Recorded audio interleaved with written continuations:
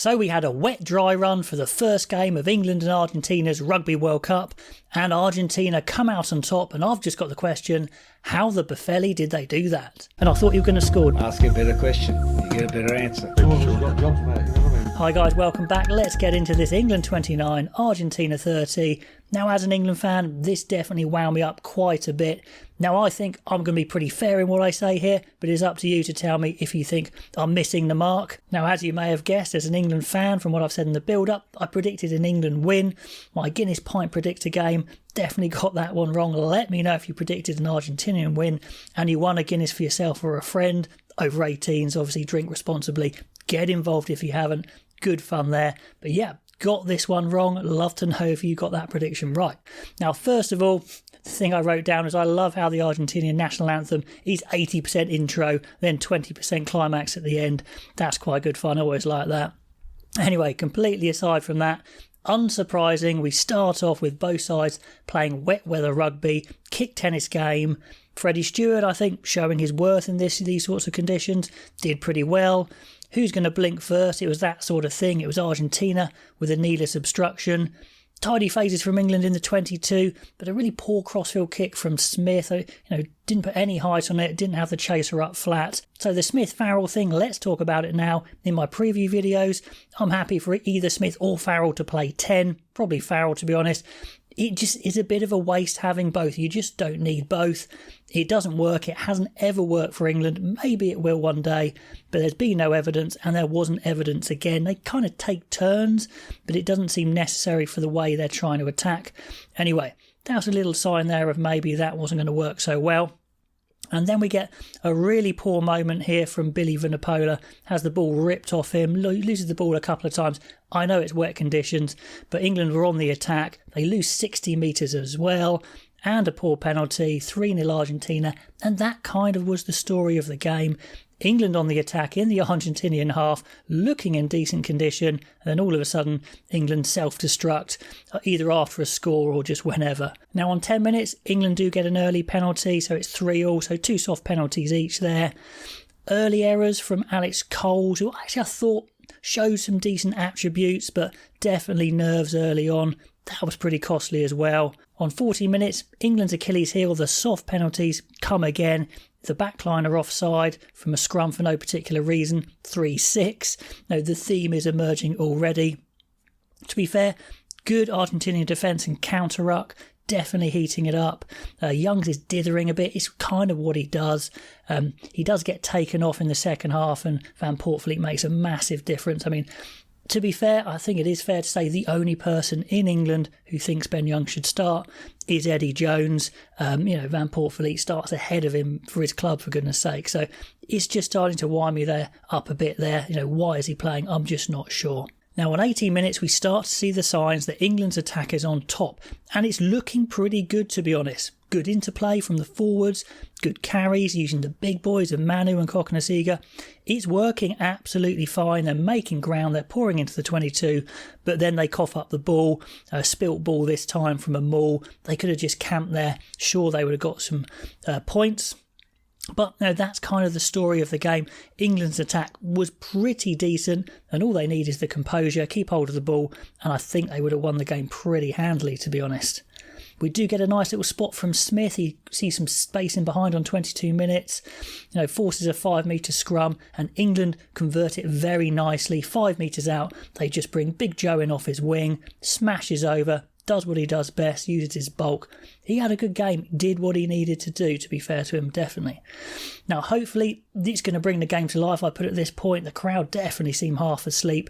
Doesn't quite happen yet, but the England size selection, the big boy selection, is working. It's not thrill a minute, but I'm thinking, yep, this is making ground. Tuolangi, Enz Gonzalez, stuff like that.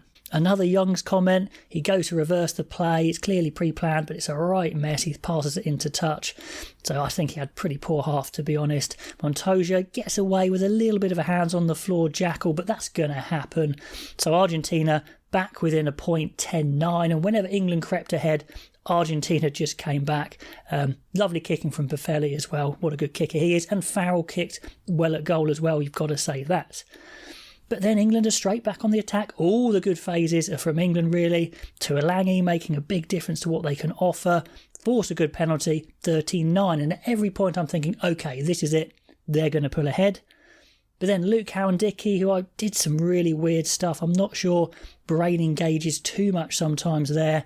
A ridiculous gift, setting up offside.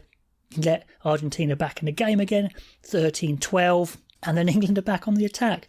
Their build-up play, like I said, is pretty decent. But then when it comes to opening out, the Smith-Farrell thing should come into its own. And it really doesn't. They kind of run out of ideas. They don't have the pace to go to when they want to open out after some good work. And the wet weather is definitely meaning it's hard to hold onto the ball. And it is fair to say the English pack is looking strong. Their scrum is looking really good. Genge is playing fantastically well.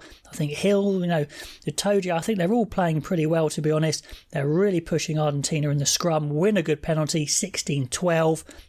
And at half-time, 16-12, I think, England have gifted Argentina some points, but they look miles better. Let me know if you think I'm wrong, but I think I'm pretty fair saying that England are looking miles on top. They should absolutely pull away. So, second half, couple of notes here. The height combo of Hill, Itoje, Coles, definitely very useful. Stewart looking good in the air. The big boys thumping hard.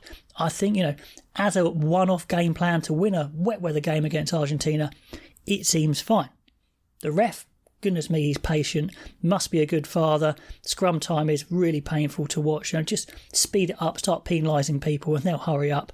That was a little bit annoying. And then, where did this come from? Argentina suddenly spring to life in their one big play of the game, if you like. It's a perfect set-piece move. They catch the narrow England defence. Noel seems very narrow, but their passing is spot on. The decoys are spot on.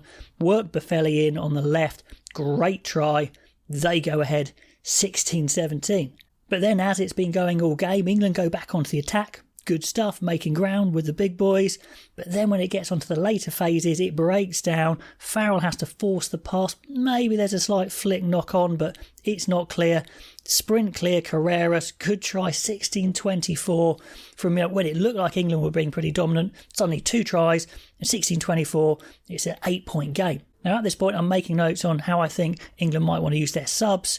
I'd put Farrell to 10, Tuilagi to 12, Slay to 13, but they don't do that. They leave Smith and Farrell on. I would put down I wanted Simmons for Billy, which happened. Billy he's okay, he's just slow. And he spilt the ball a few times. Simmons definitely more powerful, but hopefully Alex Dombrandt will be back very soon. And the other one I put down is please Jack Van Poortvliet for Ben Youngs. We get that straight away, and almost the first touch, he makes an incredibly sharp break. Not a much for a break around the ruck, but brilliant strength as well to score. Absolute class. Youngs wouldn't have got near that one, to be fair. 23-24. Let me know if you think I'm being harsh, but I think that's absolutely spot on. Literally everyone wanted Van Poortvliet to start over Youngs. So anyway, they're back to within a point. Again, England looking pretty strong. I think surely now they're going to pull ahead. Nice scrum from England, absolutely demolishes Argentina. Good stuff from Farrell off the shoulder. He's got options. Noel Tuilagi in that midfield area, looking really good. Big Joe making meters, Simmons, etc. It feels like it's England's game for the taking again. Well-earned penalty, 26-24. About 20 minutes to go, I think, right, now's the time to pull ahead. But then another brain fade from Cowan-Dickie. I want to say this very nicely, but not a lot of brain involved, to be honest, in some of his game. Tackle off the ball, didn't even look at the Argentina carrier. Really, really poor stuff.